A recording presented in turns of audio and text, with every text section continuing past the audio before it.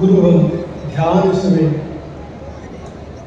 ಗುರುವ ಭಾವಿಸುವೆ, ಗುರುವ ಪೂಜಿಸುವೆ, ಗುರುವೇ ಕೋರೆ ಸತತ.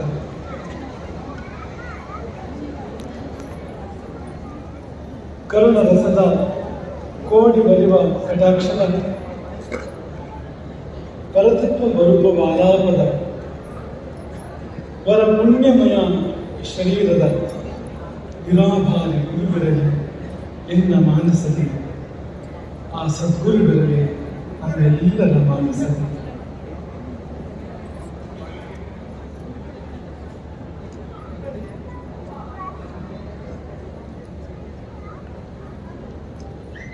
ಆರಂಭದಲ್ಲಿ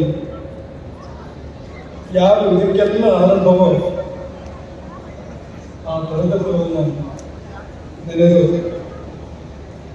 ನಮ್ಮ ಸಂಸ್ಕೃತಿಗೆ, ನಮ್ಮ ಸದಾಚಾರಗಳಿಗೆ, ನಮ್ಮ ಜ್ಞಾನಭಂಡಾರಕ್ಕೆ ಯಾವ ಆರಂಭವೋ ಅಂತ ಬ್ರಹ್ಮರ್ಷಿಗಳನ್ನು ನೆನೆದು ತೃತೀಯ ವಿಶ್ವ ಹವ್ಯಕ ಸಮ್ಮೇಳನದ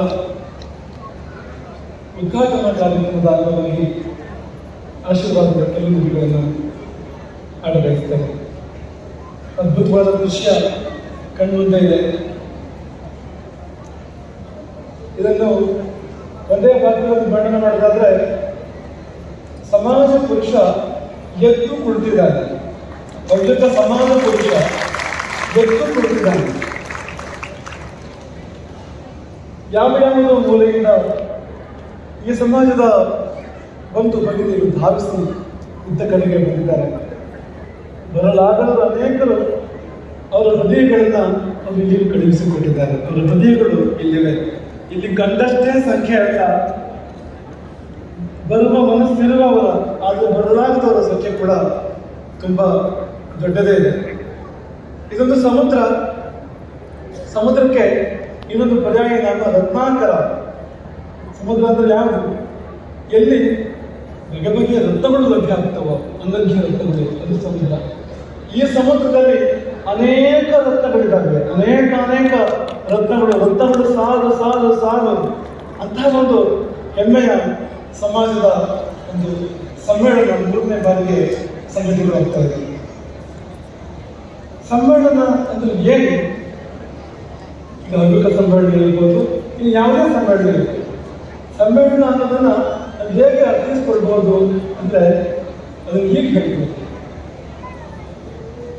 ನಾನು ಸತ್ತು ನಾವು ಹುಟ್ಟುವುದು, ಎಲ್ಲಿ ನಾನು ಸಾಯ್ತದೆ ನಾವು ಹುಟ್ಟುತ್ತದೆ, ಅದೇ ಸಮ್ಮೇಳನ.